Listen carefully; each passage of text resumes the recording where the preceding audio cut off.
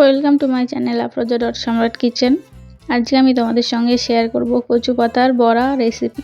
মহারাষ্ট্রের famous recipe আলু বড়ি বা পান বড়ি। তো তোমরা ভিডিওটা শেষ পর্যন্ত দেখতে থাকো। তোমরা যদি আমার চ্যানেলে নতুন হয়ে থাকো তাহলে চ্যানেলটাকে সাবস্ক্রাইব করে পাশে থেকো।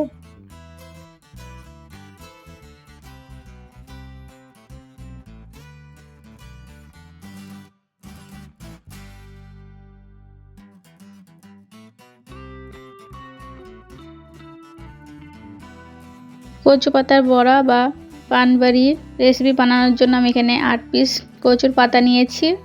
তো কচু পাতাগুলোকে আমি ভালোভাবে ধুয়ে পরিষ্কার করে নিয়েছি।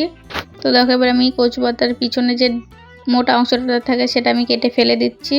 তো এরকমভাবে আমি সব পাতার পিছনের মোটা অংশটা আমি ফেলে দেব। এবার আমি একটা ব্যাটার বানিয়ে নেব। তার জন্য এখানে আমি একটা গামলা নিয়ে নিচ্ছি। এবার এখানে আমি নিয়ে নিচ্ছি 1 বাটি বেসন।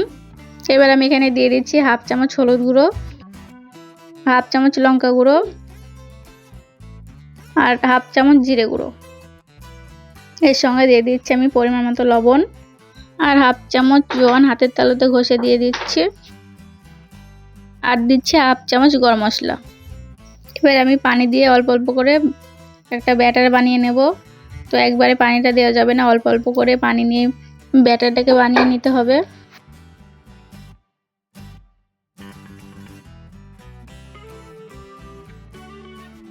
তো দেখো আমি ব্যাটারটা বানিয়ে নিয়েছি আর এর থিকনেসটা তোমাদের আমি একবার দেখিয়ে দিচ্ছি, তোমরা দেখে বুঝতে পারছো। তো টোটাল আমার এখানে 1 বাটি বেসনে 1.5 বাটি পানি লেগেছে। আমি কিন্তু লাস্টে এখানে 1 চামচ লেবুর রসও অ্যাড করেছিলাম, তোমরা কিন্তু অবশ্যই অ্যাড করবে। এবার আমি ব্যাটারটাকে কচু পাতায় লাগানোর জন্য এখানে কচুর পাতা নিয়ে নিচ্ছি। তো পাতার যে উল্টো সাইডটা সেটাতে কিন্তু এই ব্যাটারটাকে লাগাতে হবে। তো দেখো আমি ভালো করে লাগিয়ে নিচ্ছি। তো দেখো ব্যাটারটা আমি ভালোভাবে লাগিয়ে নিয়েছি। এবার আমি এখানে আরেকটা কচুর পাতা নিয়েছি। এবারে কচুর পাতাটাকে আমি কচুর পাতার ওপরে উল্টোভাবে রেখে দেবো। তো এইভাবেই একটার ওপর একটা রেখে ব্যাটারটাকে ভালো করে লাগিয়ে নিতে হবে। তো আমি সবগুলো পাতা এরকমভাবেই ব্যাটার লাগিয়ে নেব।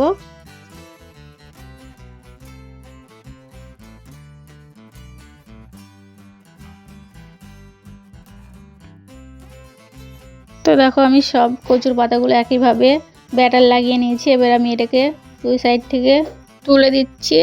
তো এই পাতার উপরেও কিন্তু আমি এবার ব্যাটার লাগাবো।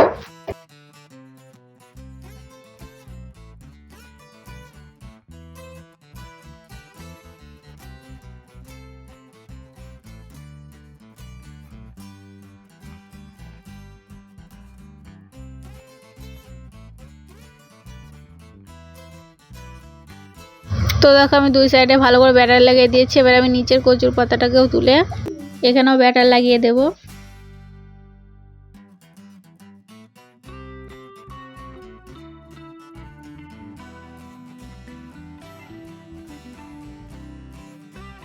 তো দেখো ব্যাটার লাগানো হয়ে গেছে। এবার আমি কচু পাতাটাকে রোল করে নেব।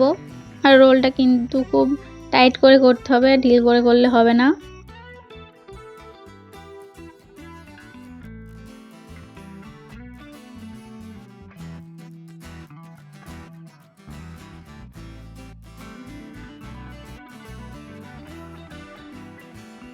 তো দেখো রোল করা হয়ে গেছে। এবার আমি এটাকে স্টিমে বসাবো। তার জন্য আমি আগে থেকেই পানি গরম করতে দিয়েছি। তো দেখো পানিটা গরম হয়ে গেছে।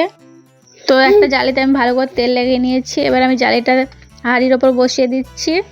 এবার আমি কচু পাতার রোলটা উপরে বসিয়ে একটা প্লেট দিয়ে ঢেকে এটাকে 10 থেকে 15 মিনিট ভালো করে স্টিম করে নেব।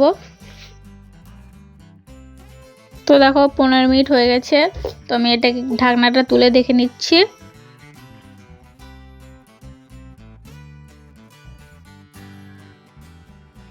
তো দেখো ভালোভাবে স্টিম হয়ে গেছে। তোমার টোটাল 15 মিনিট টাইম লেগেছে। এবার আমি এটাকে নামিয়ে ঠান্ডা করে নিচ্ছি। তো ঠান্ডা হয়ে গেছে। এবার আমি তোমাদের পিস করে দেখিয়ে দিচ্ছি।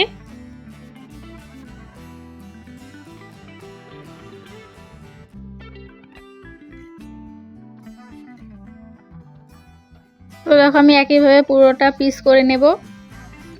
তো দেখো আমি সবগুলো পিস করে নিয়েছি। এবার আমি এটাকে ভাজার জন্য আগে থেকেই প্যানে তেলটা গরম করতে বসিয়ে দিয়েছি। তো দেখো তেলটা ভালোভাবে গরম হয়ে গেছে। আমি এবার একে একে বড়িগুলো ছেড়ে দিচ্ছি।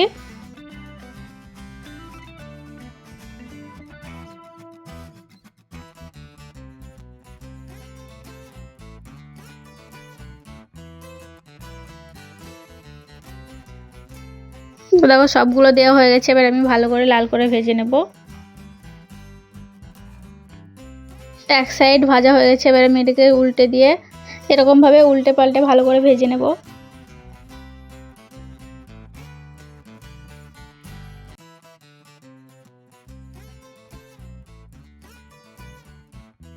তো দেখো ভালোভাবে ভাজা হয়ে গেছে, এবার আমি সবগুলোকে তুলে নিচ্ছি এক এক করে।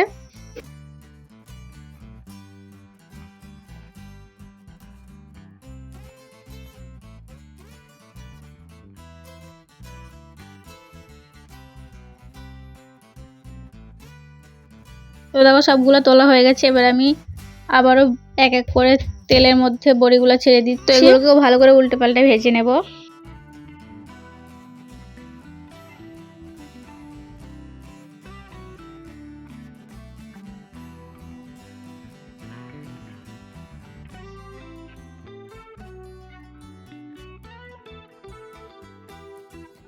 তো দেখো সবগুলো ভালোভাবে ভাজা হয়ে গেছে, এবার আমি সবগুলোকে উঠিয়ে নিচ্ছি এক এক করে।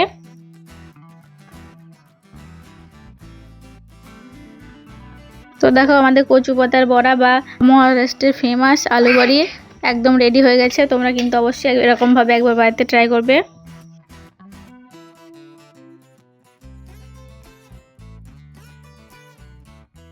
আর এই কচু পাতার বড়াটা কিন্তু আমি টক দইয়ের সাথে সার্ভ করেছি। তোমরা কিন্তু একবার এরকমভাবে টক দইয়ের সাথে খেয়ে দেখবে।